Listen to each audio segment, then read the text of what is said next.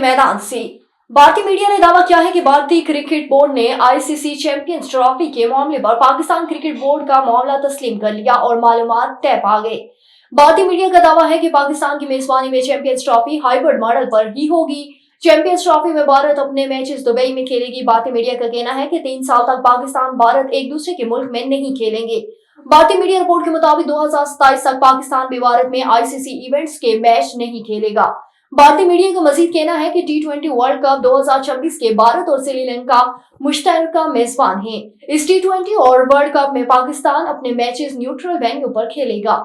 आगे बढ़े आपको बताएं कि T20 सीरीज के तीसरे और आखिरी मैच में जिम्बाब्वे ने पाकिस्तान को 2 विकेटों से शिकस्त दे दी। ताहम पाकिस्तान ने मेजबान टीम के खिलाफ 2-1 से सीरीज अपने नाम कर ली।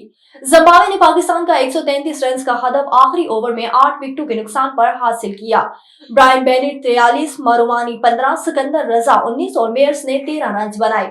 आखिरी ओवर में मापोसा 4 गेंदों पर 12 रन के साथ नॉट आउट रहे और अपनी ही टीम को पाकिस्तान के खिलाफ आखिरी T20 में कामयाबी दिलवा दी। पाकिस्तान की जानिब से अब्बास अफरीदी ने 3, जानदार खान ने 2, सलमान अली और सुफियान ने 1-1 विकेट ली। और दिफाई चैंपियन मैनचेस्टर सिटी ने इंग्लिश प्रीमियर लीग के एक मैच में नॉटिंघम फॉरेस्ट को 3-0 गोल से हरा दिया, जबकि आर्सेनल ने मैनचेस्टर यूनाइटेड को 2-0 गोल से शिकस्त दे दी। प्रीमियर लीग के दिलचस्प मुकाबले इंग्लैंड में जारी हैं। इत्तेहाद स्टेडियम मैनचेस्टर में खेले गए लीग के अहम मैच में दिफाई चैंपियन मैनचेस्टर और नॉटिंघम फॉरेस्ट ने आमने सामने थे, जिसमें मैनचेस्टर सिटी की टीम ने इंतहाई शानदार खेल पेश करते हुए नॉटिंघम फॉरेस्ट को बआसानी 3-0 गोल से हरा दिया।